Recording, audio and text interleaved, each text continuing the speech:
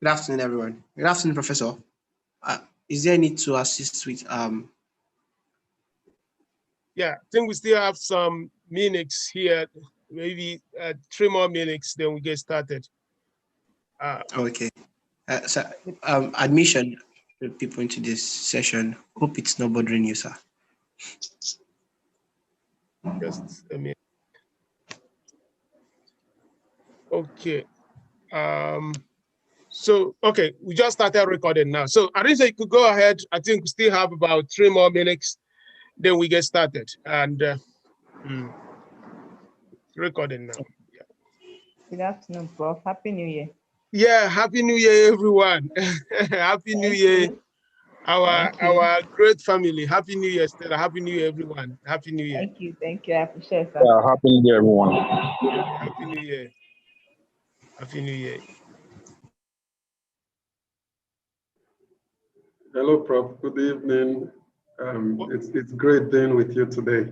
Oh, man, your background looks like you are actually eating books. So is that the New Year resolution? I've been following you seriously on LinkedIn, and it's an honor to get to meet with you. Yeah. Thank you so much. Very appreciated. Thank you. Thank you, sir. Yeah. All right, thanks.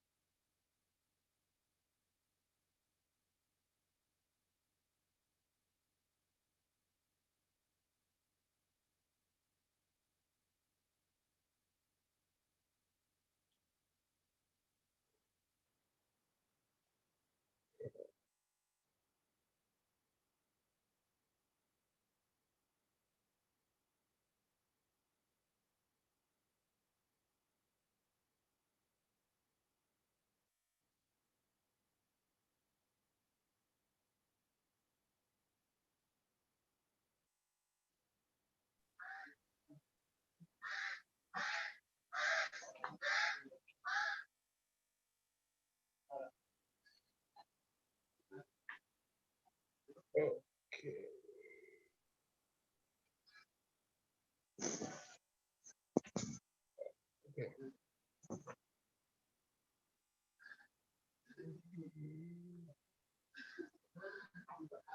Okay, so I think, Arisa, are you there? I think we can get started. And so thank you so much, distinguished ladies and gentlemen. It's quite a moment and a great privilege to have every one of us come here for us to continue our conversation on business system. This is a new year, and I want to welcome everyone by saying Happy New Year. So we do have a small protocol here, just to make sure that we have a little bit of order. So let's try to mute until we get into the question and answer section. So once I finish a very small presentation, just to get the whole thing going, then we will move into question and answer. So in other words, just hold those questions until we get into that particular phase. So once again, thank you so much for coming here to spend a good part of your Saturday and your weekend. And I do believe vividly at the end of it, all of us will co-learn and co-share and advance our capabilities in the market systems, and then build wealth for our families, for our communities, for our nation, and for the world. So thank you so much for coming. So today, I will be sharing a very, very short presentation. I've titled it, the 2021 Winning Playbooks. So 2021 Winning Playbook, let me just get it started. Essentially, what we are trying to do here is to look at some of the things which have happened over the last few months. And then extrapolating from some of those constructs, possibly there are things that we can learn.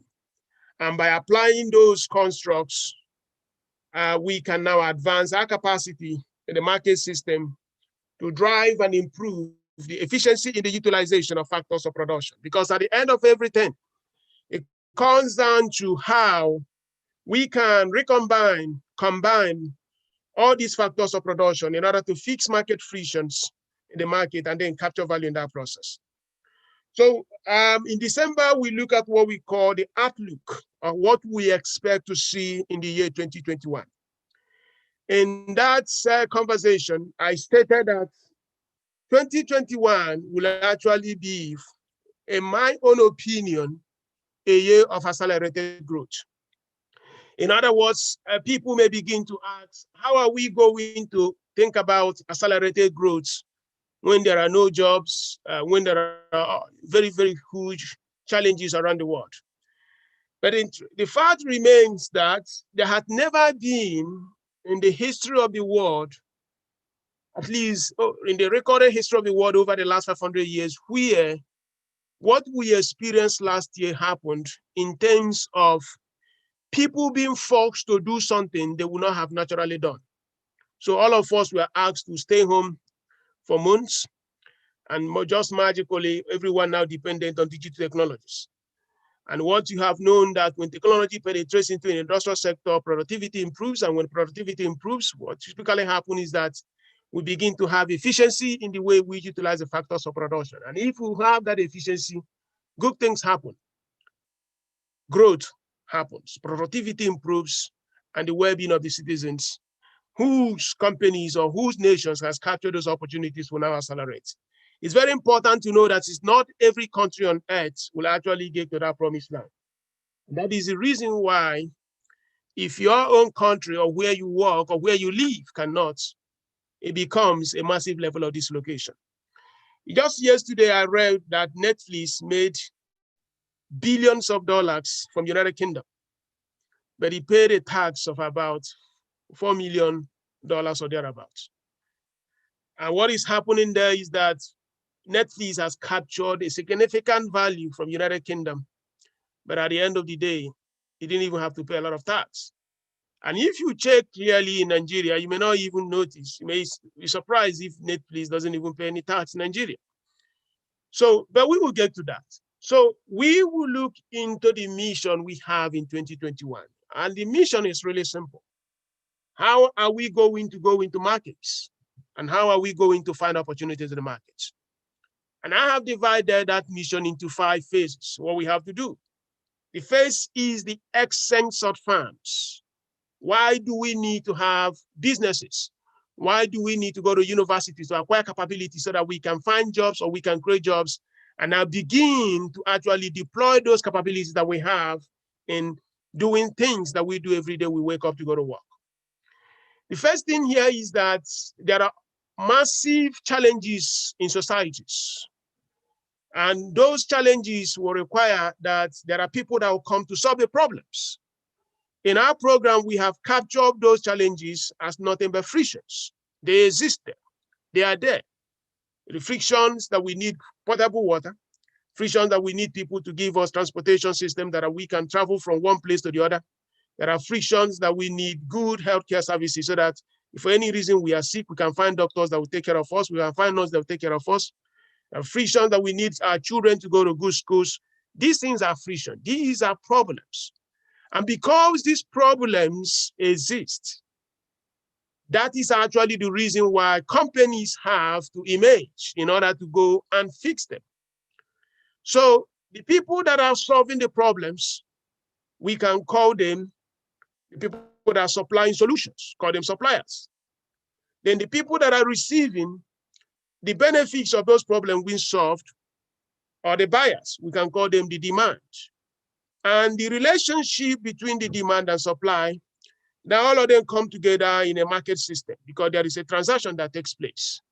Companies are anchors upon which those transactional systems happen. So we know that in 2021, new opportunities are going to come. And those new opportunities are going to be exceedingly very, very good. So we now have to ask ourselves, how are we going to be prepared for those frictions which are going to present opportunities to us? The first thing is we need to have ability. I am not a lawyer, but if I want to go into solving problems, frictions in the legal systems, I need to go and acquire capability of going to law school, so that when I go to law school, I will now have that capability to be a lawyer. And now if I now become a lawyer, I can speak very, very long, bold, very high-sounding grammar. And sometimes it confuses everyone except those people that want to understand what I'm saying. So that is a capability. The same thing can also happen to a doctor, happen to an engineer. Then the next one is that when you have accumulated that capability, you now have to test and validate that capability. And typically what happens in the world is that you take a small bit of a problem. You try to see if that thing that you thought you knew can actually help you overcome that small problem. And if for any reason that thing is actually good enough, what happens? You know that you validated that you actually have that capability. So, and that process of capability is going through a mentoring process. It's going to learning under somebody. It's going through working under a supervisor. It's getting through that entry level of any business system. And as you do that, you begin to now start executing things that are bigger. So as you do those things, I have overcome the problem in cement, and now I want to go and overcome problem in refinery, in the fuel business. I mean, I'm just talking about Aliko Dangote. So what I'm trying to say here is that a business system is the same. Opportunities exist. I have to acquire the capabilities. I have to test and apply those capabilities. I have to win and overcome those frictions. And when I have failed, I have done so well, I begin to look for new frictions to solve. My point is that in 2021, new things are going to change. But in those new things that we are going to see, because of the way COVID-19 has rewired the architecture of the market system, fundamental constructs will remain. We need knowledge. We need entrepreneurial capitalism. We need capital. And in some cases, those in some specific industry like real estate, those in mining, they need land. And then, of course, we need labor. Knowledge remains key. It's a very important thing because without that knowledge, without that idea, nothing gets done. And then when you have had that idea that, oh, if you go to Nairobi, the ratio of doctors to the citizen may not be very, very much. So how do I actually try to improve that ratio? Or if you go to Lagos or if you go to any part of the world, every nation, every society, or every community, there is always a friction that needs to be fixed. Somebody needs knowledge to say, I want to think about how I'm going to attack that problem. And when you have that knowledge, then you need entrepreneurial capitalism in this 2021 for you to now organize all the factors, other things you need to bring everything into perfect. If you go around the world, or if you go like specifically in Africa or in places like Lagos, you see people talking about solutions. It takes more than talking about it to actually have the capacity to fix it. You know, during the peak of the pandemic, there was a young man that came to me. He said he was starting something in the fintech space. I say, wow, the world is running out. Our world is being broken into pieces because of this lockdown, and you will think you are going to do something. You know, he had a very compelling vision. I said, okay, what have you actually done since this idea came to you? He said he resigned his job. Say, you resigned his job because of this? Say, okay. I say, if you did it, that means you're actually in. So I'm going to give you small money. So just 2 days ago, he told me that somebody's investing in that business. Magically, within 7 months, he has essentially multiplied the little money I gave him by a factor of 10. Why am I giving that example? I'm giving that example is to tell you what it means to have entrepreneurial capitalism work in market systems. In other words, if he had not taken action in that particular thing, nothing would have happened. So in other words, in 2021, we identify ourselves as entrepreneurs in Tekedia Not necessarily that we are running our company, but we can also be entrepreneurs within the companies where we work. My point is this: if we see ourselves as innovators and growth champions, you go back to your company where you work as a head of a unit, or you are working under a supervisor, you begin to ask yourself, how can I unlock value as a result of changes that COVID-19 has brought in the marketplace? So that entrepreneurial capitalism doesn't have to be a new company. It doesn't have to be a startup. You can have it in Dangote Group. You can have it in UBA. You can have it in Equity Bank in Kenya. You can have it in any entity in the world, because great things happen in companies when entrepreneurs are actually bringing new ideas to change ordinance upon which market systems run. Of course, the capital, we understand what it means, and then labor. Labor are now everyone that is working within that ecosystem, everyone that is employed. We want to have the best possible people working in our companies. And when I say the best possible people working in companies, there are so many different skill sets you need.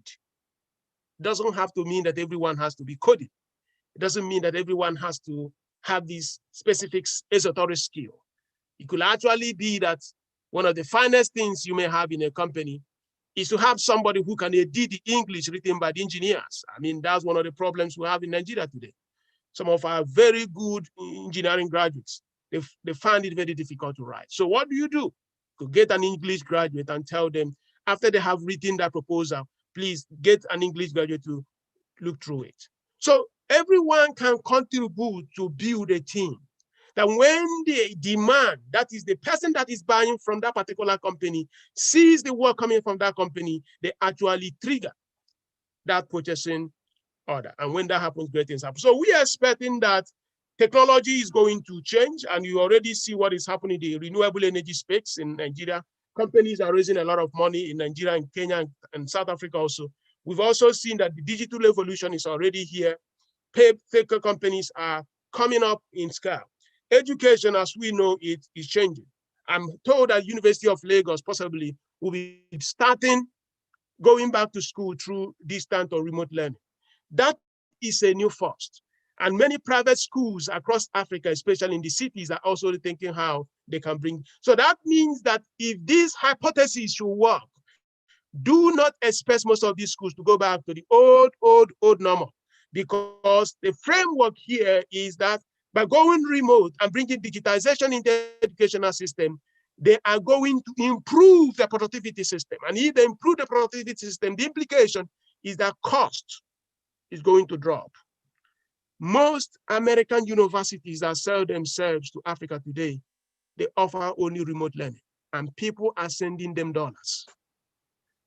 If the time comes to universities in Africa to have a playbook where they can do that, expect great things to happen in communities. And of course, I also expect this technology to affect the real estate sector as well as the healthcare sector. Now, what is going to be the shift? Digitization brings high productivity. And that high productivity means things are going to be done more efficiently. And as that is happening, the expectation of the customers is going to change. If you have been serving your customers 2 years ago, as you go into this 2021, people are going to expect new things from you. If you've not been serving them through digital channels, most of them are going to be disappointed. And that is going to be the default factor, not just in the core technology space, but across all industries. Your business environment has shown one thing: everyone wants to go online. It's irrelevant whether you're in real estate sector, it's irrelevant whether you're mining. Everyone wants to go online. But the key thing here is that it is not everything that you have to do by yourself. I think that is a point I have been making. Find a way to strike into partnership. Partnership is very, very key. We don't do a lot of it in Africa because our legal system is not strong, and so many people are not just so confident of doing that. But the fact is this: if you can actually find to work with a partner, most times you can actually accomplish more things over a very shorter period of time. So try as much as possible to see companies or entities across territories and industrial systems that can help you drive and improve your ability to actually serve your customers in a very better, stronger partnership.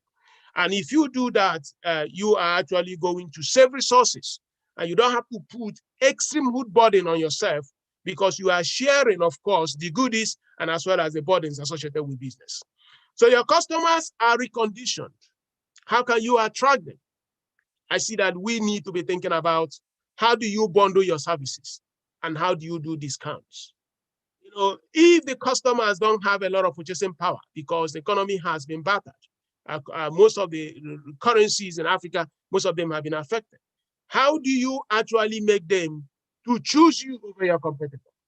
You need to create something in their minds, because the level of friction they have now has actually shifted. And if the level of friction has shifted, what you used to give them in January last year may not be evidently relevant. So you need to ask yourself a question: what is it that I have to add to this customer? What is it that I have to give them so that I can get ahead of them? From banking to insurance to selling things on the street, being very, very inventive is very, very critical. Because the fact is this: customers now, because of digital systems, have choices. On their computers through Google, they can find practically anything you want to sell them, alternatives in the market.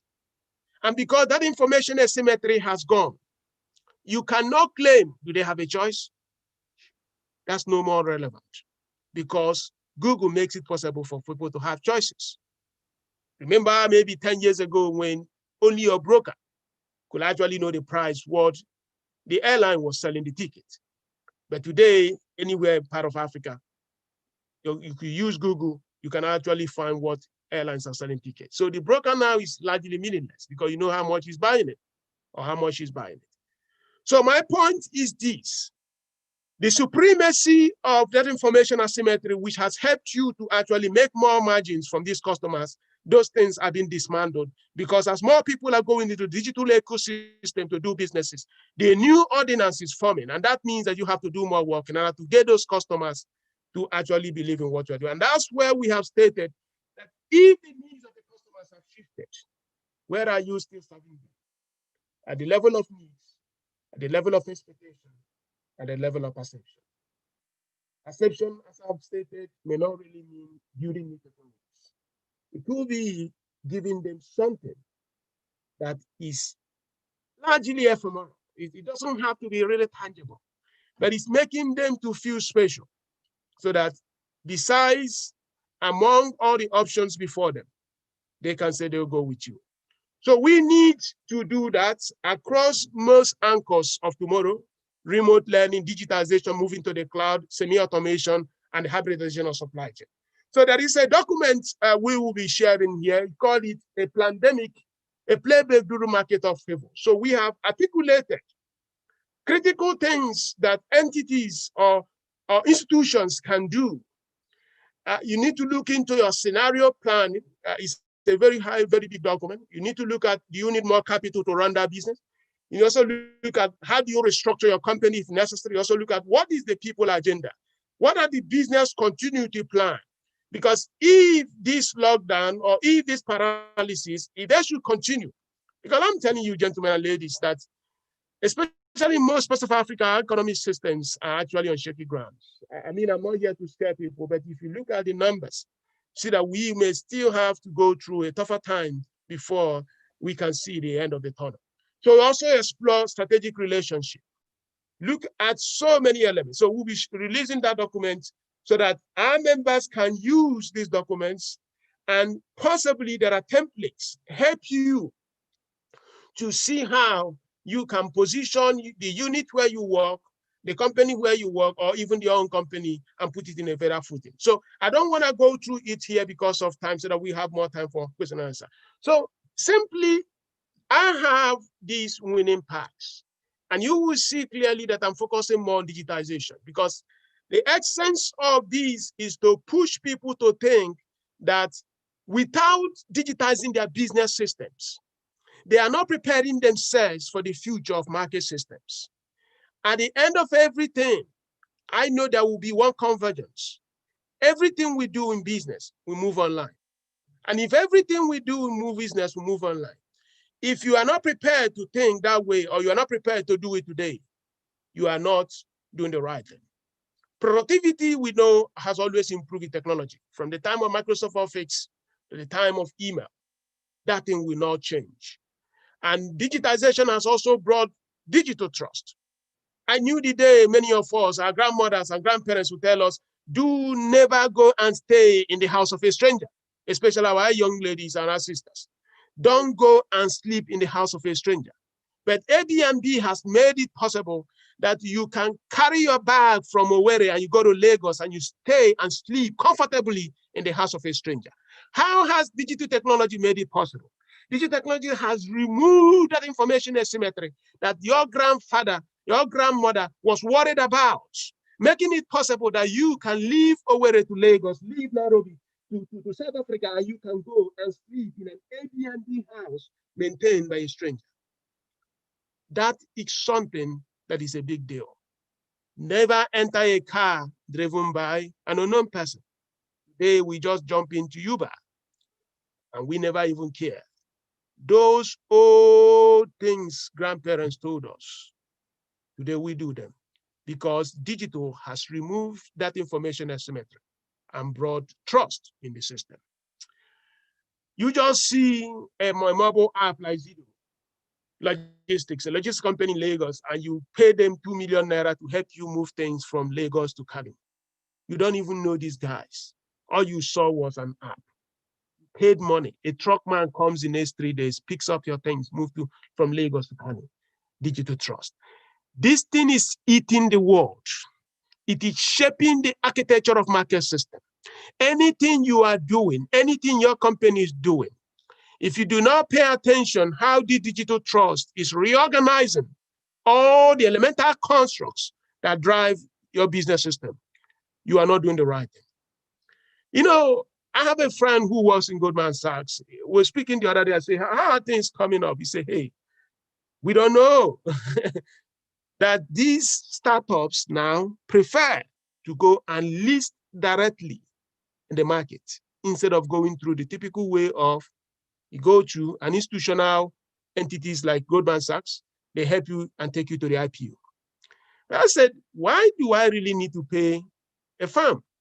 Maybe JP Morgan Chase, some of their investment arm, or Goldman Sachs, or even go to Lagos and pay the equivalent of those companies in Nigeria, or go to Kenya or South Africa. The fact is this: before Airbnb goes to the market, IPO, everyone already knows Airbnb. Everyone knows how they were doing. Everyone can find that information. So digital systems has actually brought in a lot of information to the fingertips of the end customers and buyers of the shares or the stocks. So those things that the investment bankers used to do are no more relevant to a large extent because digital has removed that information asymmetry that existed. So why do I need to go to an investment banker when every one of us practically will have the same information? Because Airbnb has been publishing its revenue, its total number of users it has. So there is really no need of paying them that money for them to do that thing for you when everyone already has the same level of information. That is going to go across market systems and industry. And it is just starting from some. From transportation, it's going to also go to the real estate at a time that even the brokerages and everyone will have the same information. There's just no need of paying those middlemen. So the question here is, how do you prepare yourself? And I've said that winning in that digital space will mean focusing on controlling demand, not supply. Because in a time like this, supply is unbounded at all constraints. There are so many contents everywhere, so many products everywhere. What really matters here? Who has control of the demand of people that need those services? That's why if you have a breaking news right now in Lagos, you don't start going to Guardian this day, or the same thing, or if in Kenya, you don't start going to the Kenyan newspaper, you go to Google. Because the guy that controls the demand, who is now Google or Facebook, is in a better position to find out the best supplier for that particular information. So magically, all the values now are no more in the newspapers. The values have moved to the guy that controls demand. It's the same thing that happens. the best mini MBA program in Africa or Nigeria, I may tell you, may not even be Tekedia mini MBA. But I want to be very humble on that. But the fact is this, we are so honored that we have you in our ecosystem. So you know about us.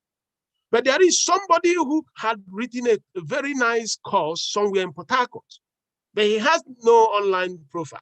So there's no way anyone knows about him. So magically, because no one knows about him, he has supply, but he doesn't have demand, and then he becomes irrelevant. So that is the way the world is being redesigned. That focusing so much on the supply of goods or supply of content without thinking about the demand may not actually do you a lot of favor. And that's what I tell our startups in our portfolio, that guys, you are spending so much time trying to make the best product in the world. But let me tell you, if you can make that product and no one knows about it, nothing changes. You need to also spend a lot of time to make the world know about you. And that is the first principle. And I've said it many times, that the only reason why Linda Ekekwe, I don't know her as a person, but I admire what she has accomplished through her blog. That she was the first person in Africa, I would say, that put her name and her last name on her blog. Those days when everyone was writing, we were all writing hidden because we didn't know anyone to know that we were the one writing. You write, even myself, when I started writing in Tekedia many years ago, we were writing under Tekedia editor. I will write we were not trying. I don't want people to say that was my opinion. I'm telling you this. But one day I said, why don't I just tell you I'm the one writing? Because that time it wasn't cool.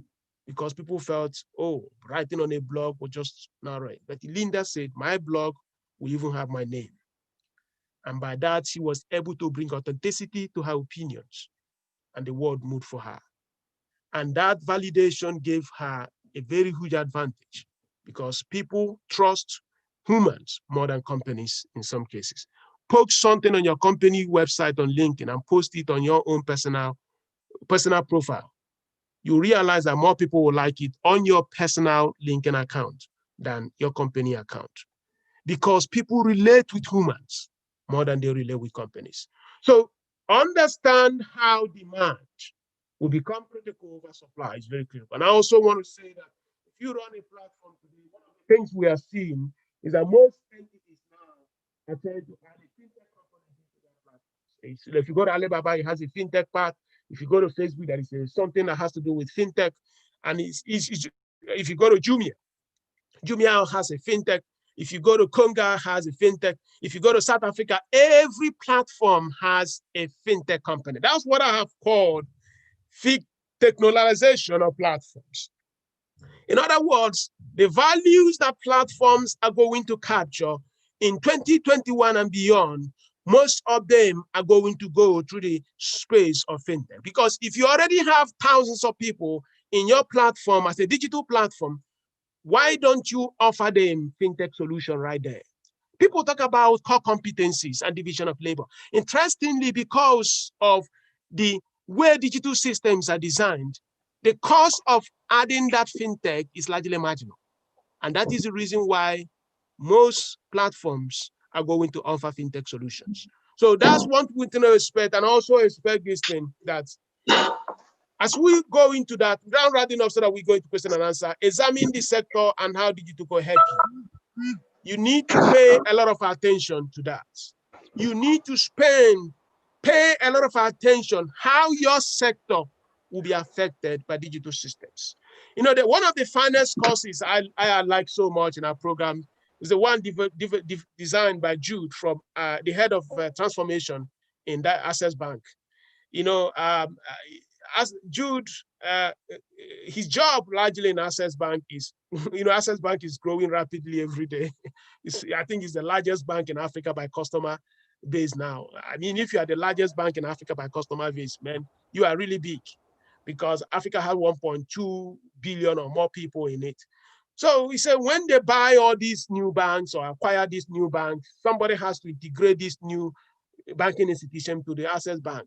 And if you have gone through that, his course, you know, he's talking about digitization strategy, digitization and the IOC model and IOC wheel.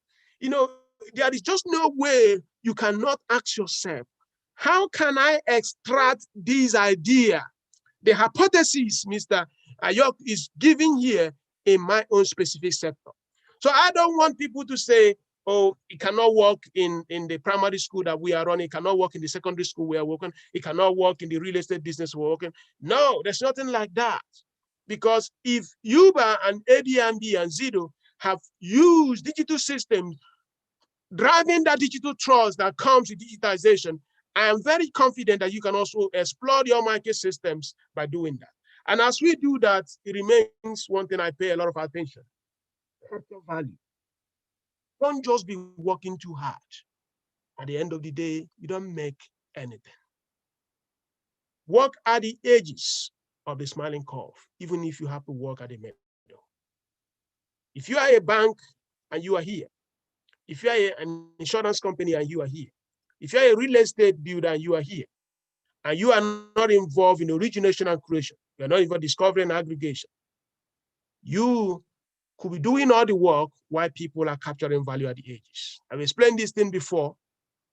People make tons of money at these ages. Like I see Visa, MasterCard, InterSwitch, Vibe, and Co. You see Flutterwave, Paystack, Remita. But the banks here, for using the banking sector as an example, do all the hard work. Perhaps at the end of the day, Remita takes his commission. And then it's as simple as ABC. If you use Unity Bank Nigeria to make payments or receive money, you don't expect them to charge you maybe 1.99%. But if you use Paystack and Paystack takes his commission, or use Flutterwave or any of these fintechs, you are fine with it. So the question is, there are things you don't expect your banks to do, but when these fintechs do those things, you are very happy. You don't complain. So that's the fact that these institutions capture so much value that these ones at the center are just doing the hard work and not capturing a lot of value. And that is the reason why Paystack has a market cap, because it was bought for $200 million, that is more than Wema Bank, that is more than FCMB, that is more than Unity Bank in Nigeria combined. So you see a bank that was started in 1943, and another one 1960 something, another one 1990, and all of them combined, they do not have up to market cap that was paid for a company that was less than 5 years. And just last week, we knew that Flutterwave is more than $150 million. In other words, if you go to the banking Nigerian Stock Exchange, how many of the banks are actually more than that valuation? So what I'm saying, and then you know that InterSwitch is more than $1 billion. That means InterSwitch is bigger than UBA. UBA is not up to $1 billion. I'm talking of United Bank for Africa with nearly 20 operations in 20 countries in Africa and one of the largest in terms of geographical spread. It means that InterSwitch has a bigger market cap than UBA. So it is for us to have this understanding that in 2021, when you go back to office on Monday, talk to your supervisor, talk to your unit head and say, I want us to go back to the basics. Are we operating at a position where we can capture value? Or are we just so busy that at the end of the day, we don't capture value? Because it's not a question of being hardworking. It's a question of doing things that can actually provide opportunity for you to capture a significant amount of value. So as we do that, I'm rounding up, this is the last page before we go into question and answer, is that in the 18th century, we saw the industrialization revolution. In the 19th century, we saw the railways and electricity. And in the 20th century, we saw the cars and planes and so many things. There is a huge optimism in the future because recent discoveries are driving transformational capabilities in market system. We have seen how Tesla is coming up with new batteries. We've seen how Apple is building amazing new things. In short, as part of my wife's birthday, so I got her iPhone 12, and I'm telling you, I'm not interested in all those gadget stuff. It's not really my thing. But I was just looking, I said, wow, can you imagine what they did on this thing? This is so amazing. That the way these guys are advancing in these discoveries, they're amazing. And as those discoveries are coming, more investments are moving into them. If you see the accomplishments of 54G in Lagos, and see what young people are doing in Nairobi, even in places like Niger Republic, and even now go to India, you see that new discoveries are driving booms in investments. So at the end of the day, the customers are responding, which is the more important thing. We are now using video conferencing. We are now opening to the e-commerce world. We are now going the digital payment system. We are now done the telemedicine industrial. So at the point, it comes down to something. Technology is changing the world. Customers adopting those technologies. And if those things come into fusion, there is going to be optimism in the future. So the question for us today is, where will you play? And what will be the playbook that you will deliver as an innovator, as a growth champion in your company? So I just want to round up by saying that the next edition begins February 8th, and I also be asking us, if you're not registered, to join us. Go to school at tekedia.com and register. And our app is launching hopefully next week. We're going to have a Tekedia app. We will not be using WhatsApp for sharing information, because we saw that WhatsApp doesn't even have capacity to take any of our members. I think it has only 250 people, but we have thousands. So WhatsApp is not a solution. So we built one which we are launching. So ladies and gentlemen, it's a great pleasure once again. I want to thank you so much for joining. That will end the conversation. Then we will move into the question and answer. And so those that are connecting from us through YouTube Live and Facebook and all that, so we apologize. We know we have already 100 people here masked, because that's the maximum capacity we can get here. So apologies. So please, if you have any question, you are feel free.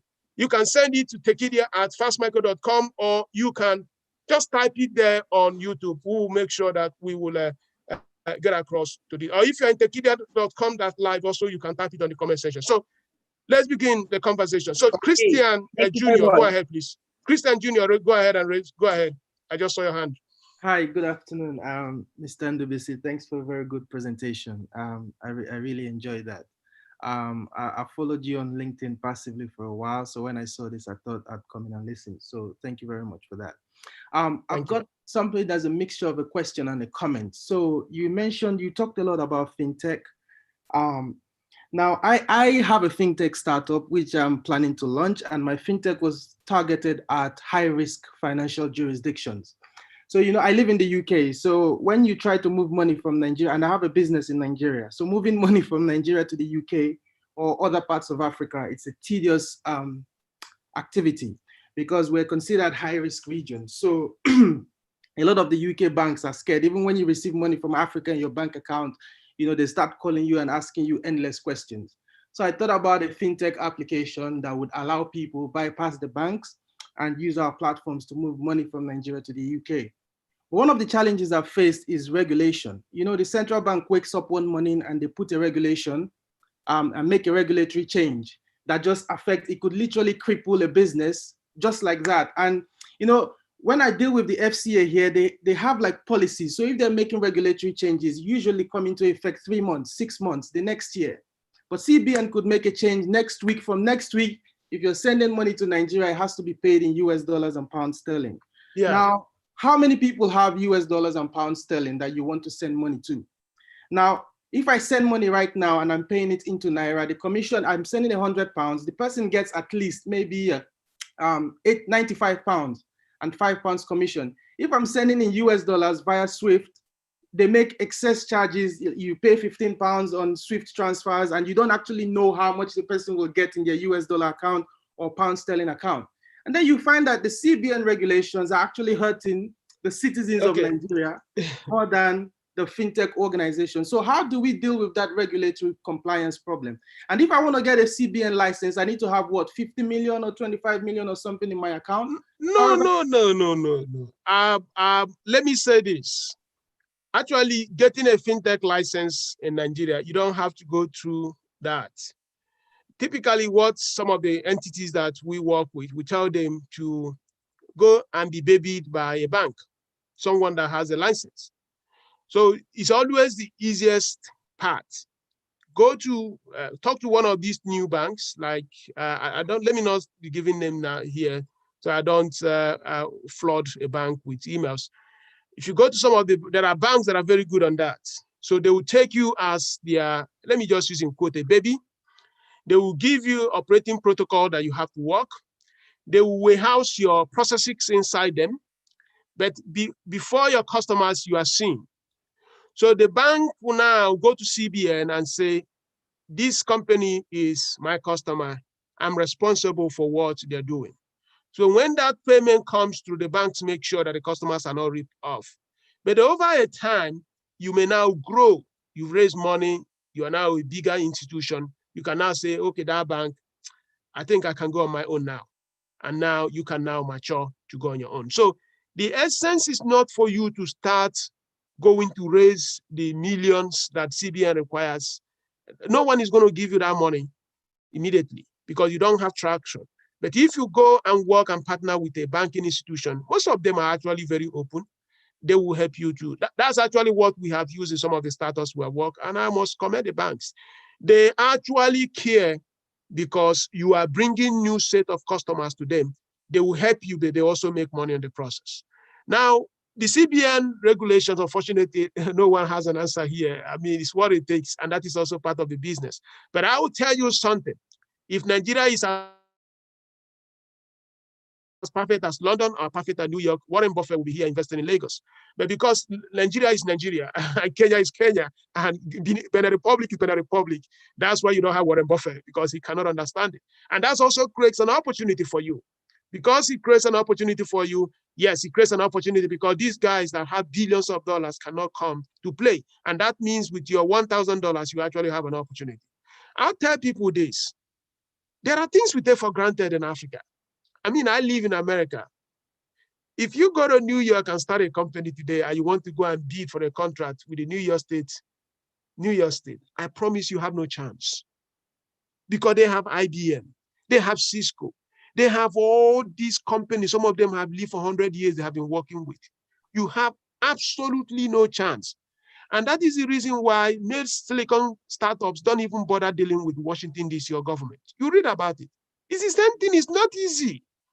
But somebody can start a company in Abuja today and go to the state government and push for a contract and get it. So in the midst of all the mess we have in terms of policy, somersault, there are also good things to have about them. That's the other side of it, because it's actually easier to a large extent to have a breakthrough in some African countries than you can actually have breakthroughs, especially in the public sector in places like US. You need a lawyer to understand their request for proposal in Washington, D.C. And then you need history in order for you to qualify for that proposal. But in Africa, no one cares. And that's an opportunity for a startup that has an idea. That's the way I'll put it. So if you want to have more insight on this fintech, you can send an email to admin. I'm very happy to have a chat with you and give you the banks that you can talk to. And the problems are not really as you look at it, because most of these institutions are ready to actually assist. So let's go to Patrick Odiegu. Patrick, go ahead, please. Unmute yourself, please. Is Patrick still there? If Patrick is not there, we can go to, okay. Isaiah Ekekwe. Oh, okay, go ahead. Hello, Prof. Good evening from here. Can you hear me? Yes, we can hear you. Go ahead, Patrick. Yeah, it's Isaiah, not Patrick. Oh, okay, Isaiah. Sorry. Go ahead, Isaiah. Good day. Yeah, thank you for such last time I called it an abroad level knowledge you are sharing with Africans. But something I want to ask: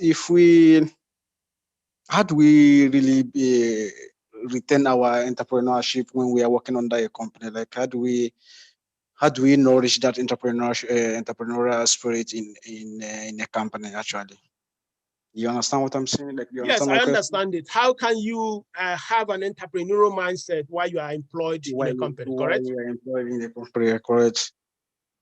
Yeah, actually, I think to a large extent, most companies today will actually like to hire people with entrepreneurial mindset. These are people that are known to solve problems. And it comes down to working in companies where people are confident. Because I do know that there are cases where the boss, so in some cases, they may think that this guy is really moving very fast and all of a sudden he's going to overshadow us. Yeah, but so you shouldn't work in such companies. You shouldn't work in such companies. I mean, I can give an example. Many years ago, I finished university education. I got a job in Diamond Bank, Lagos. And one of the finest things about Diamond Bank was the founder of the company, Pascal Dozier, was just an amazing man. I mean, he is somebody I wish everyone should work on that. So I was employed in systems. I told my boss I want to go to admin to spend about 6 months because I wanted to understand how they run things in admin. And you know what? The bank said, okay, you go. Because by going to admin, I understood the processes in admin department. And then I returned back to system. We now build a software for admin. That's what an entrepreneur does. Because I was there saying, oh, they were just complaining, things were not working there. Can we really go there and work for time? So we also saw guys that left IT, they went to work in treasury and they returned back to go and fix problems there. So it depends on the culture of the company and the confidence of the leadership to actually allow people to take such risk. But if it could work, it's actually sure works. Some of the finest companies in the world, like all these Google you see, all these, what they do is to actually buy startups. They buy startups, they make the CEO or the best guy the head of the unit and now ask them to run. And when they are running those companies, they're actually running them like if they are separate entity within maybe Google or Apple. They pay them salaries that they would have earned if they were actually running their own businesses. So it's a culture thing, and it's something that is extremely very critical. You can do it, but most times it has to begin from the top. Actually, that's my own preferred way of driving a continent. I don't believe that everyone should be an external entrepreneur.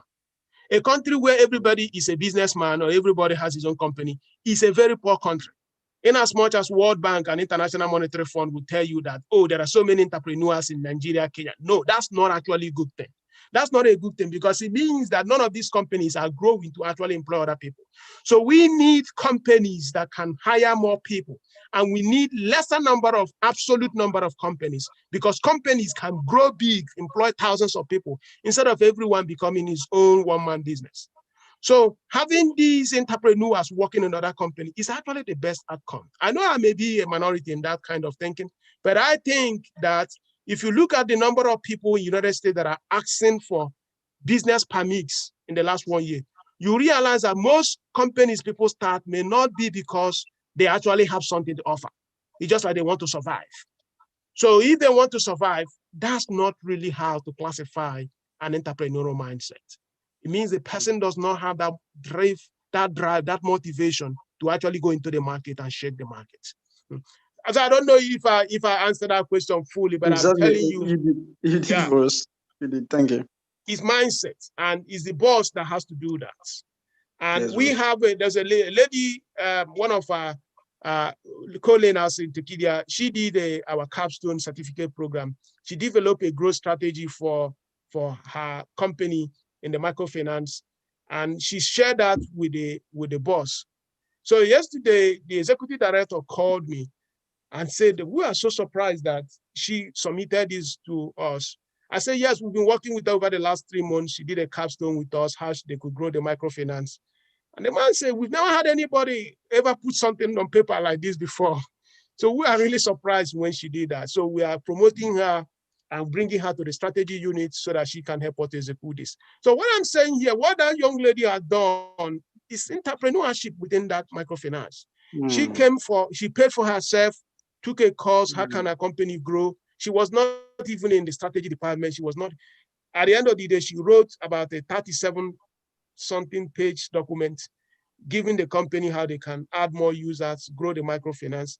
And the boss saw it. The man could not control his emotion because he said, this is something I have been asking and I don't have any help. So that is, she's an entrepreneur, even though she was working in a microfinance because she had a mindset of solving problems. So let's go to Abiodun Ola, please. Go ahead. Prof, I'm back now. Prof. Okay, Patrick, you can go ahead. Yeah, go ahead, please. Okay. I want to really thank you so immensely. Happy New Year. Happy New Year to everybody that is back. We miss you, Prof. You said something about Tesla. I want to jump into Tesla. Tesla has really done a lot with battery development. But the amazing thing is that the resources that is used in production of this battery are sourced from Africa.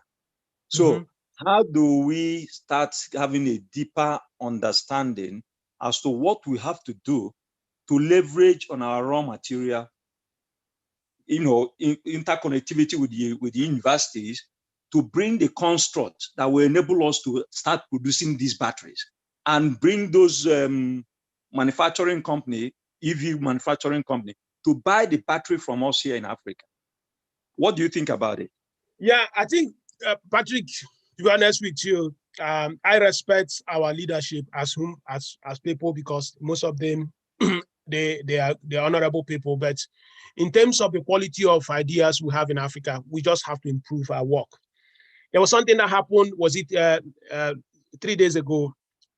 The Nigerian government commissioned, I think, oil and gas, something of excellence under the DPR. I said what the government wanted to do was a good idea, but asking the Department of Petroleum Resources to be the custodian of that, I felt it was a bad call. They could have asked maybe University of Port Harcourt, or they could have asked one of the universities in the country that has a very good petroleum or chemical engineering program to do that. There is no reason why we should be putting those things under maybe bureaucracy. It's the same thing that when NIDA commissioned, NIDA is Nigeria Information Technology Agency, they commissioned robotics and AI units under NIDA. I say, how many PhDs or how many experts do they even have in NIDA for them to go and build such? They could have put it in University of Abuja or Ahmadu Bello University, where they have professors that are actually in that space. So the problem here is that what you're expecting to happen, we don't build the protocol to actually make those things happen. So because we don't build the protocols to make those things happen, we are still operating at the center of that curve. So Tesla, as you noted, I have another curve here, but it's not very handy here. Tesla, in that case, just example, is at the edges. So we give them the raw materials for nothing. They now process it. They stay at the edges and capture most of the value. But how do we move from that? It can never happen through the operating protocol we have today. It will not happen. So a place like US, when they wanted to go into this AI thing, for example, what did they do? They empowered the university systems they had and gave them the money because they are the people that do that. But in Nigeria, what do? We go and create another bureaucracy. And what we do in Kenya, we go and create another bureaucracy. That's not fair. So there is no way we can even advance in a mining system without making those necessary investments. So nothing will change. That is what I'm just trying to say here. Nothing will change because those things, they take efforts for you to actually see the value where they are at the moment. So yeah, so that's all I can give you, Patrick, unfortunately. So let's go to the next question, and Abiodun Ola, please go ahead. We have just 30 more minutes. Okay, go ahead. Yeah, thank you, Prof. Okay. I have a small startup that I started at 2018. The startup, actually, we were part of the top 50 startups in Africa in this Netpreneur Prize initiative organized by Alibaba in 2019. But at the tail end of 2019 to the 2020, we had issues. As a founder, I told most of my team, let us get more experience from startup companies. So I went to work with a startup company. So there's this thing we've been doing now that the pandemic brought out. The fashion industry has suffered a lot in this pandemic. So what we've been planning even before now was a system where we could have fashion shows digitalized, where you do the fashion designers in Africa that don't have money to go to London Fashion Show and all of that can do that right from their phone, and customers can view all their designs right from their phones. And this is what we plan to do. So to create a platform where that would happen, to create a kind of network effect. But the challenge that we have, so January this year, I decided I call back my team. I resigned from the job where I took from the startup company where I was working. I put up my team back. So the issue we have was the technology to actually bring this out. It's not so difficult, but it's still going to cost us something. And I have a technical co-founder, but we needed some money to put some infrastructures in place. Where my question is in terms of funding. Now, we wrote to some startups from angel investors, and what they keep saying was, we should go and do something. We should go and do something. We should go and do something. The initial traction. Now, in this space, how do you, when you need money to start something, no matter how small. How do you raise funding at this level, at this development level? Because we've gone through this stage. I've actually partnered with. I understand exactly your point. So, sorry, I'm not cutting you, just to make sure that we can get to more questions. The fact is this: those angel investors are asking you what it is. They have maybe 100 people that contact them every quarter, and they have maybe resources to invest in 5 or maybe 3. And for them to reduce their risk, for them is the best thing to do is to look for companies that are actually on the path of success. The irony in life is that you don't really get a lot of help when you need help. It's when you don't need help. That's when help will now start masquerading that it's help.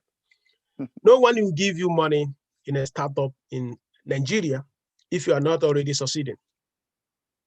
So because you've not even started to validate the traction or hypothesis of your business, no one cares. So you need to go and talk to some friends. They call them fools, friends and families. You need to now use your own personal credibility. Talk to people you worked before. And now you tell them, hey guys, I have this idea. If everything goes fine, we could make a lot of money. But I need you to give me 1 million, 2 million, 3 million. I'll give you 1%, I'll give you 2%, I'll give you 3%. Then you take that money, go and do that thing you say you do. Make sure you focus on getting traction on things that really matter. Measure things that matter. When you have done that, put that in a bar chart. Show them, okay, in the first month, we did 200 customers. In second month, we did 250. In third month, we did, if I have more money, instead of doing 200, I'll do 2 million. I'll do 2,000. That's when the angel investor will write a check. So, because what will validate you is now your data and your results. But what will validate you before your friends and families and people that know you is just you as an individual, as Abiodun. And if you do not have that traction, you don't expect outsiders to come. That is the state it is now. Though there are a little bit of exceptions, that's a fundamental thing. There was a guy I wrote check in past. They didn't even start a company. But they didn't start a company, but they came. I wrote them a check to them. But the reason why I did that was, to be honest with you, when I spoke with him, he had a good job in a multinational. And the guy resigned the job that he wanted to do that. But I wouldn't have really advocated that for that, to be honest with you. Don't leave your job carelessly, especially in a place where there are not many jobs. But there was this kind of confidence I had that if he wanted to do that, he was real. It's not always that you get that kind from angel investors. So most times they want to see the data. And in your case, they're asking for the data. Don't take it personal. That's what it takes.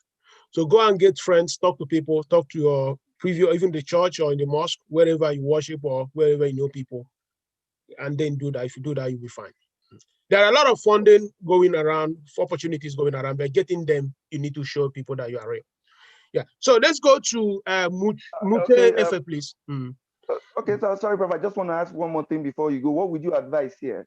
Like what we did was kind of talk to industry players. So we are currently in talks with African fashion show London with this woman, Princess Ronke. So she asked us when we said, what do we want? Partnership or something? I've not really given her an answer. Yeah, because so you don't have anything. You see, the interesting thing that people think that you want to talk to industry leaders when you don't have anything. I mean, there is really no free. They say there's no free cake or free lunch, whatever they call it. They are not, for them to help you means you need to give them something. What we actually went to ask for was to validate before we even start developing. Okay, is this going to be needed? That was what we went to them for, to ask their opinion. Okay, is this thing needed? And they were like, okay, yes, the pandemic has caused this. If we have something like this, it will fly. Okay, how can we help? So what kind of help do you think we can get from here is what I'm asking. Yeah. So let me say this thing from an angle that, from my own angle, just looking at it, let's say if I'm an investor, I can tell you that everything will be digitized. I think the last consumer electronics show was done virtually. the fashion industry also will need to have something virtually. And there is actually a show that is going on in Nigeria now called Magic Velocity, which is like a DSTV kind of a DD Niger, but their own is happening on mobile app. And a lot of people are entering. These things are already happening. It's just for you to design your own niche and see how you can capture the demand for people to pay attention. Because fashion producers and creators, if they cannot meet in person, they need to meet somehow. So if you create a product for them to meet somehow digitally, they will go for it. So I don't think the question should be whether this is really a need. It's a need because people can meet in person. Here you see me, I'm not traveling anywhere. I mean, the River State government called me a few weeks ago to come and give a speech. I told them, no, I'm not coming. They said they want me in person. I said, no. I even got to the point of the governor. I said, no, I'm not interested. But unless if they allow me to speak remotely. But how are you going to speak to a governor remotely? I mean, that's insulting him. So at the end of the day, everything collapsed. Why am I saying this? I'm saying this because no matter what you pay me, I don't want to take the risk of traveling until we get more clarity on this COVID, because I'm taking it very, very seriously, because I have seen people that died just like that. So if you give a fashion industry an option, they will take it. So there is a need, but the question is that there is a need. Do you have the solution? There is a friction that exists today, but do you have the capability of meeting that friction? That is just what we discuss here. So the friction is there. People they want to show what they have gotten in fashion. Do you have the capability to deliver? If you have the capability, have you validated the hypothesis for people to know that you actually have that capability? I think that's what I just share here. So until you have validated the hypothesis, a lot of people may not even take you seriously because they have not seen, this is it here, this is the process. See, you need to have the capability. You need to now prove that those capabilities you have, you've validated. And if you have validated it, then people will now help you to extend your frontiers, help you now move to the next level. So partnership requires a symbiotic kind of relationship. Somebody will need something from you, and you also have to give something to somebody. It cannot just be one way, otherwise it will not be a partnership. It will become parasitic. And most times for you to have that kind of partnership, you need to demonstrate to that person what you are bringing. So it's left for you to articulate what value you give them before you can actually begin to sign that out. What I would suggest here is that you could connect to admin.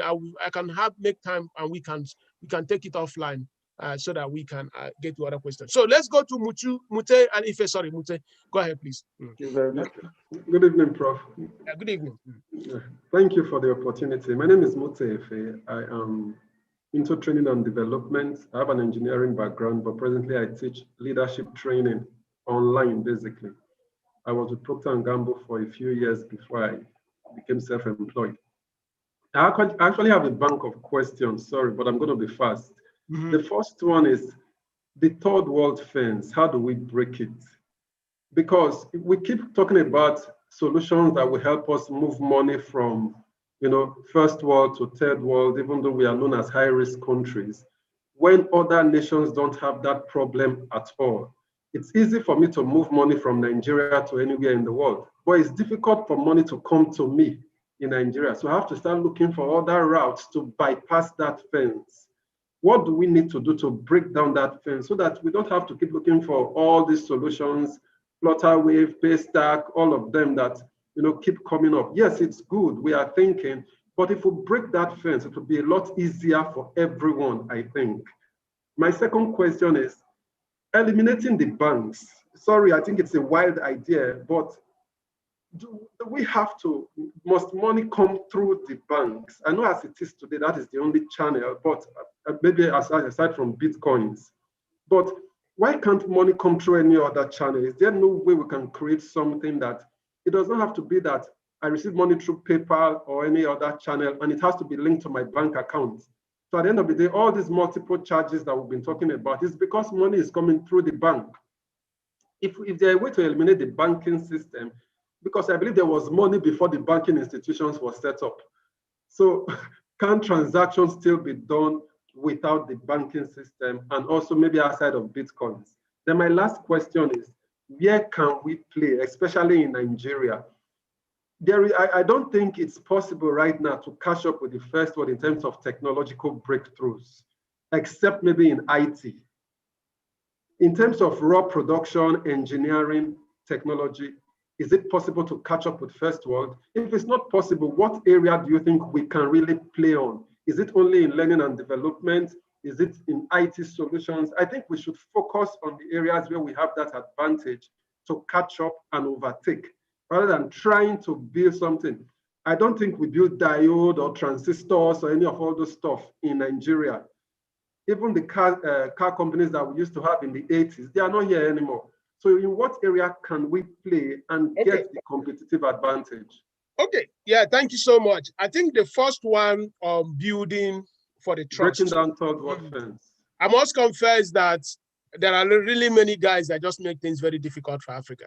I mean, I live in UX and also my wife, when she left Nigeria, and she studied in Scotland.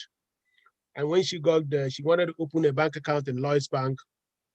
And she was, because she was carrying Nigerian passports, they said they would not allow Nigerian students to open a bank account in that bank. So all of a sudden, if you are coming from Nigeria, automatically you are kind of restricted from operating a bank account there. Red flag. Yeah, but something good happened. One of the banks there, Royal Banks of Scotland now said, okay, we'll give exceptions. If you are a student, you should not be lumped together with every other thing that was happening. But is many young Africans do cause trouble outside Africa. If you go to Europe, we just create very bad names for the continent. You don't see that with Asians when they come to Europe. You don't see that with Asians when they come to the United States. And because the fines these banks pay cannot be compared to the money they make from you. Because most of the time they can't even make money from us because our volume is so small. So why would the bank take a risk on making maybe $5 from somebody, and when the government will fine it maybe 1 million? So at the end of the day, the easiest thing for them to do is, we don't want to deal with you. But with information asymmetry, which I just stated, those problems are disappearing. Why do I say that those problems are disappearing? If you want to send money from London to Lagos now, if you use word remit, which was started by, I think, a Somalia diaspora, an African diaspora from Somalia, it works. So he's one of the biggest remittance entities of today in the world. And there is also TransferWise. But it's only when you go through Western Union, that's when you still have to go through those old things. So I would say that alternatives in what remit is coming. But now, whether we need banks to now anchor this, I would say that's a very big question. We don't just have to see banks as entities where people put money and take money. We also need to see that bank branches are economic village squares where people can actually go and do transactions because of the risk of security. So imagine if there is no bank and people can just send money and throw money. Where do you keep it for security? In a time where there is massive level of insecurity in most parts of emerging, let's say, Africa. So that's the reason why the problem should not be how do we eliminate the bank. That would be a very bad thing. Because the bank also needs to keep and secure that money no matter how you received it. So even if you receive it through Bitcoin and you want to get a physical out, I won't ask you to go and keep it under your pillow. It means that you still have to go to a bank and put it. The most important thing, I think, in my opinion, is how all these different ordinances, there is a law for Rwanda, there is one for Cameroon, there is one for Nigeria, there is one for Benin Republic. How can Africa just say, when it comes to financial transaction, let's have one clearing house. And that one clearing center should not be in London, should not be in New York.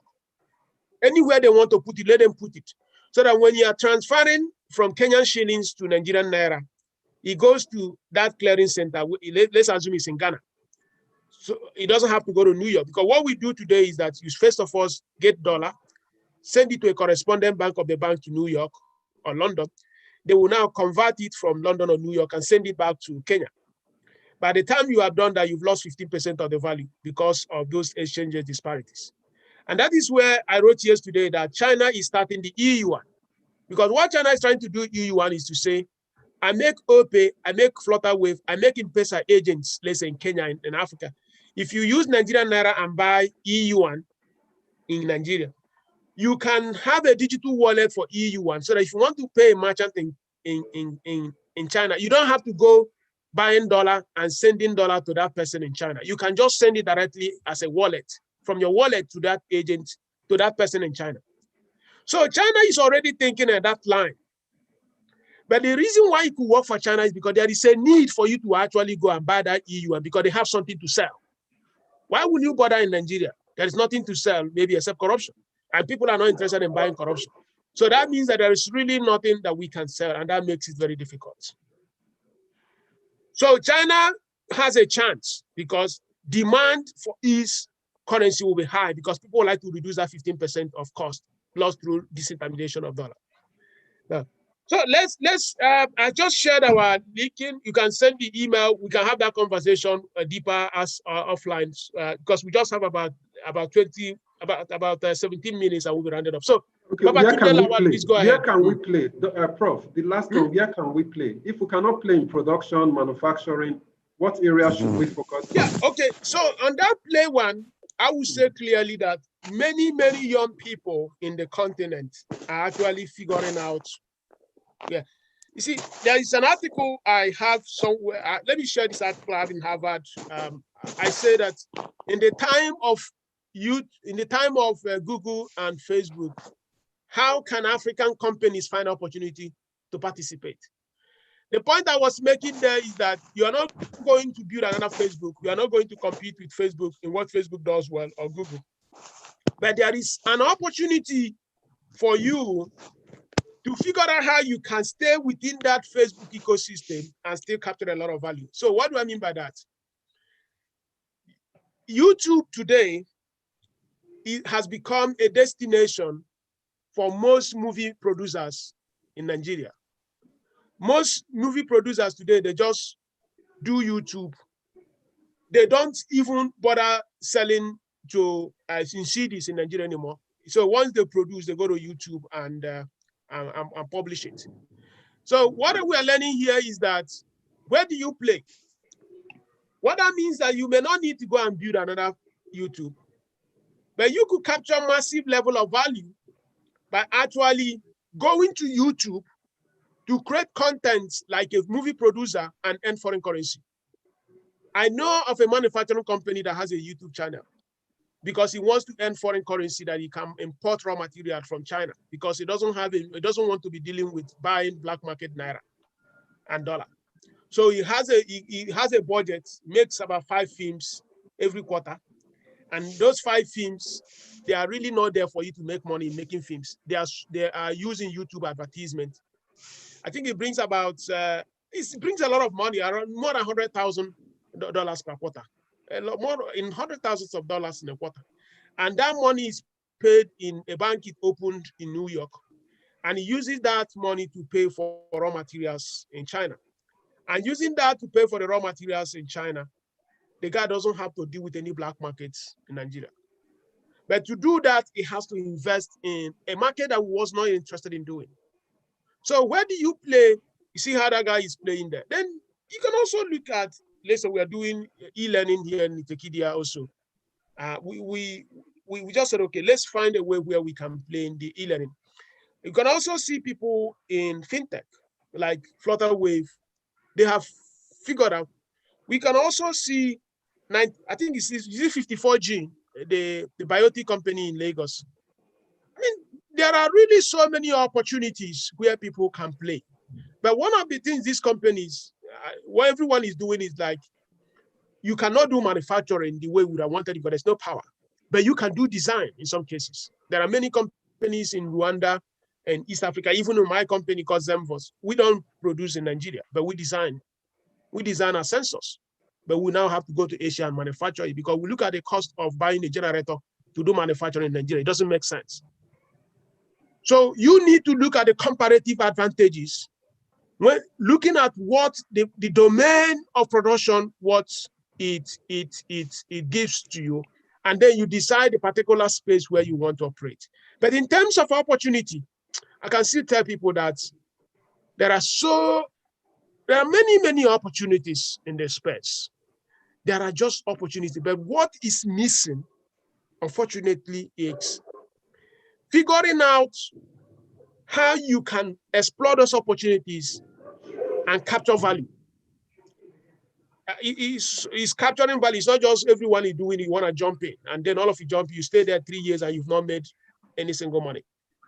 That's a trap, because everyone is a local government in Nigeria. In my office, where the national grid is the third backup, is the second backup. We have 2 generators and NEPA.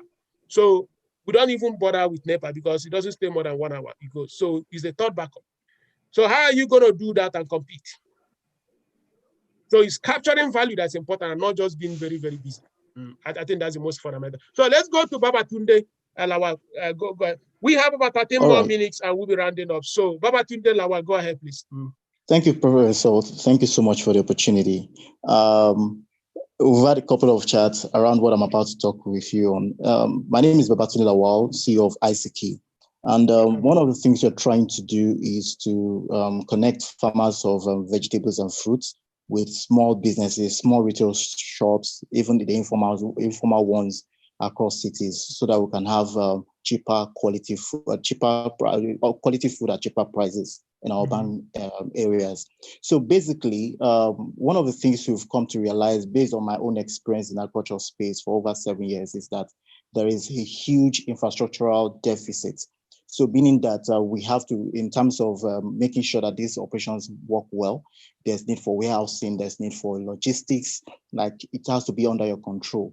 So, but we noticed that there are, unlike countries like in the US and other parts of the world, these things are not readily available here in Nigeria. And how can we actually, now the question is, how can we really work around these things like warehousing, transportation, and all of that, without necessarily sitting at the bottom of the curve, such that we are not just busy doing nothing, but we are also capturing value, immense value, solving a very great problem. Because the major thing is that farmers are losing money.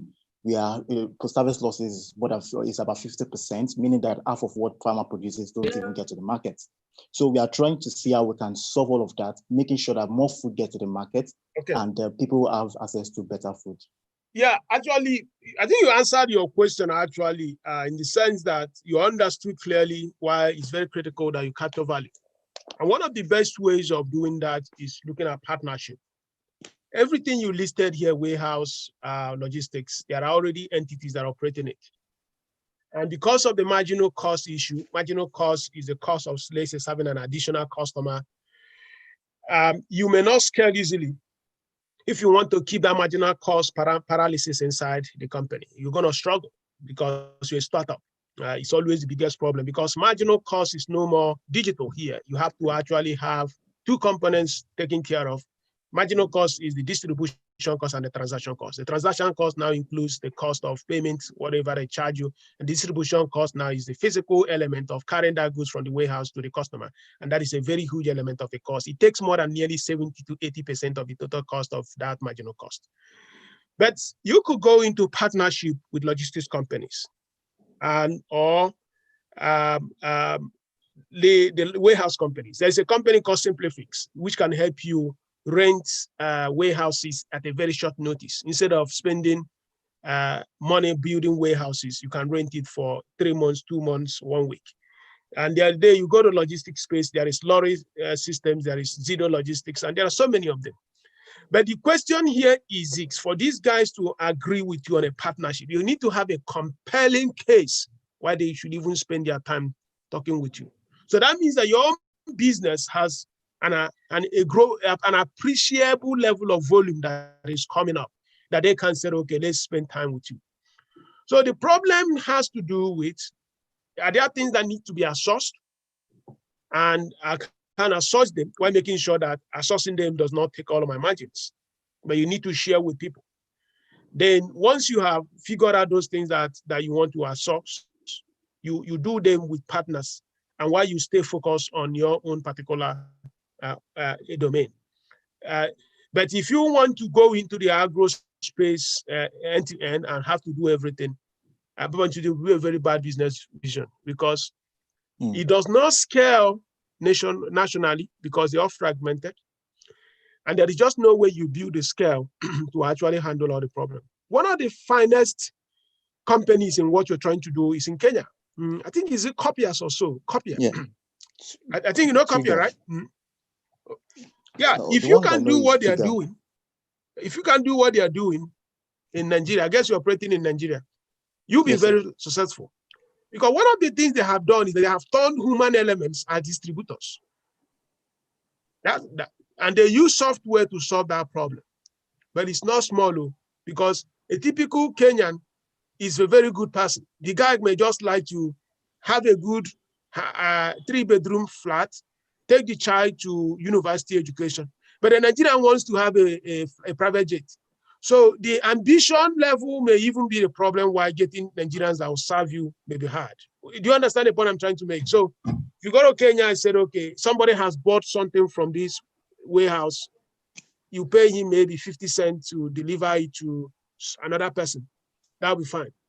But you can find that type of labor, people do them happily in places like Uganda, places like Nairobi, because they are just very simple people by nature.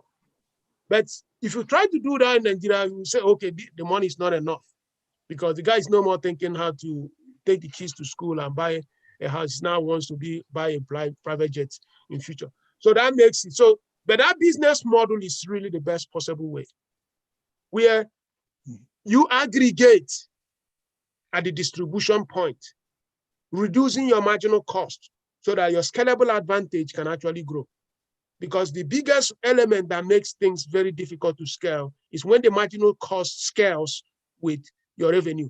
If your marginal cost is scaling with growth, your curve doesn't look like a marginal cost curve. It looks like an average fixed cost. If you go back to your economics in the SS1 in secondary school. So if it begins to look like an average fixed cost, you don't have any business. So I don't know if I answer your question, but since you know Copia, so just follow their business model. I think you'll be fine. Thank you, sir. All right, cheers. So let's go to Trust Ultimate Ventures, and then we just have about 6 more minutes to round up.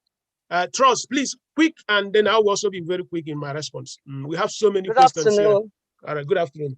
Good afternoon, Prof. Can you hear me, please? Yes, we can hear you. Hello? Go ahead, please. Good afternoon. Please, I have 2 questions in one. Me too events. And also I'm having a baby company for supplies of business. And you've talked about digital tech taking over a lot of business, which is true in the event industry.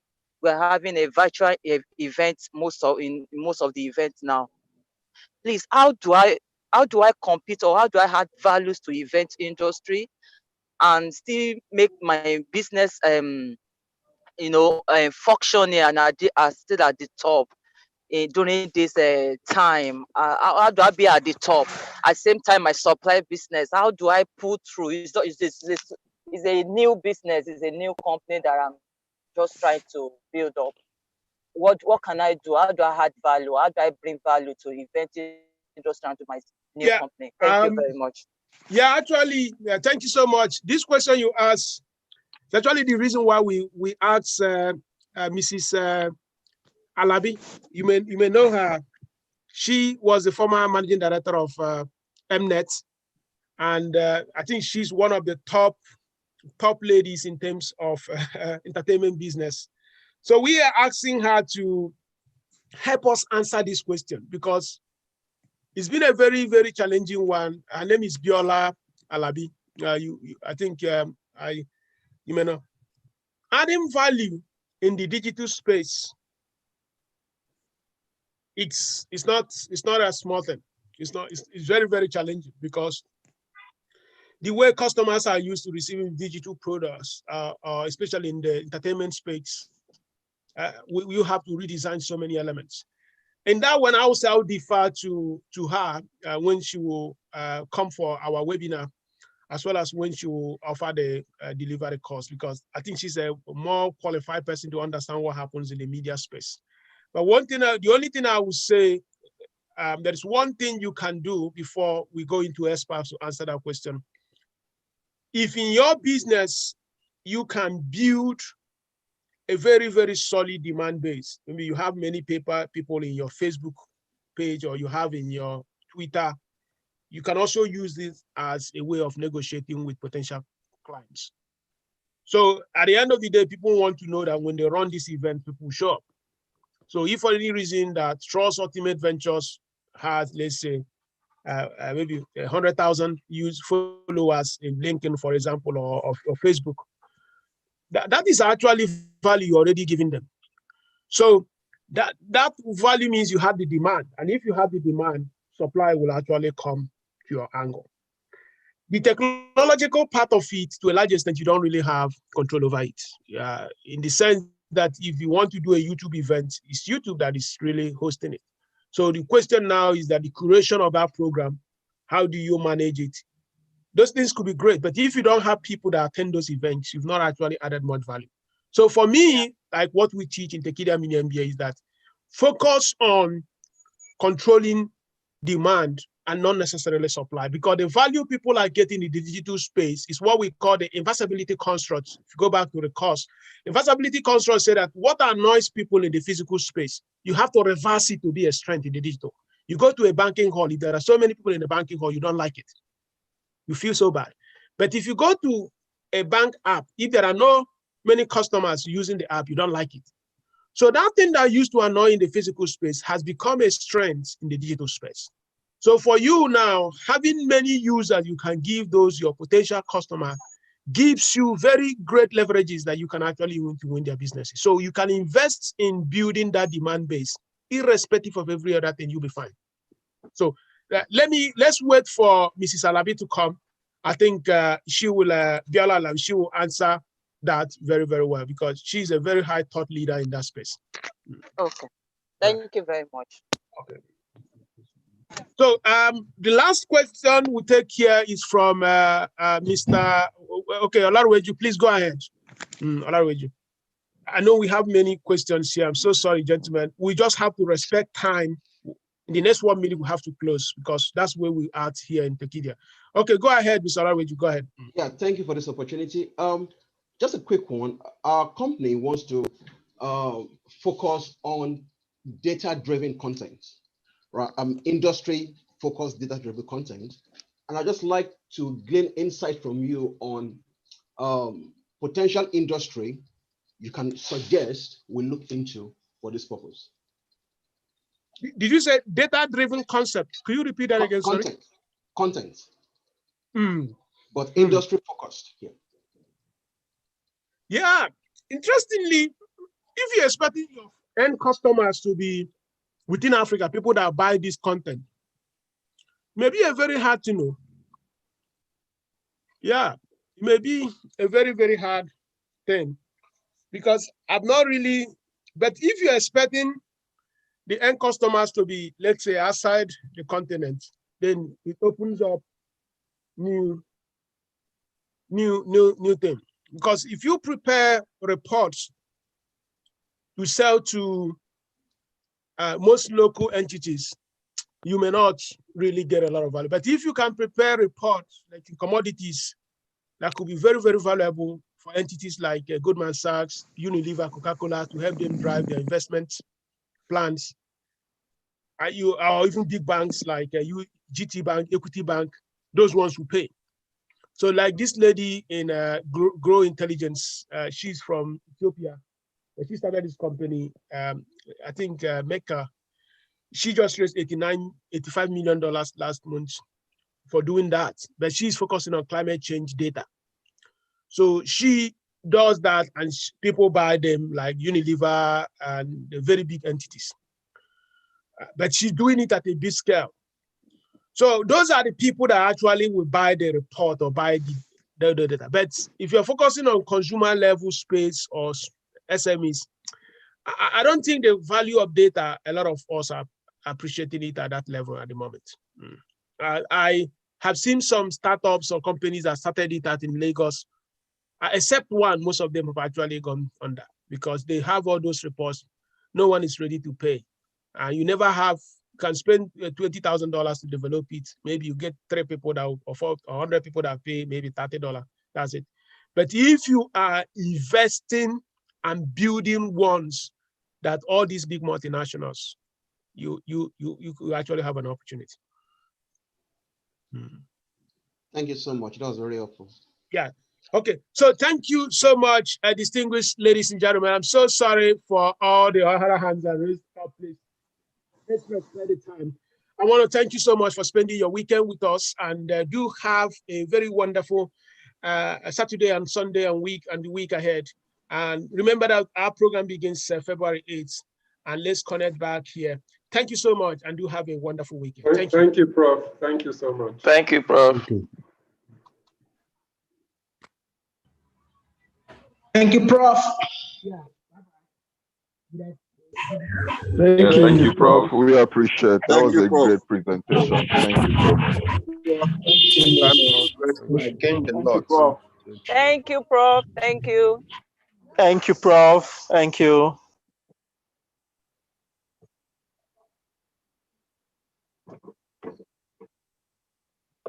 Thank you. Thank you, Prof. Thank you, guys.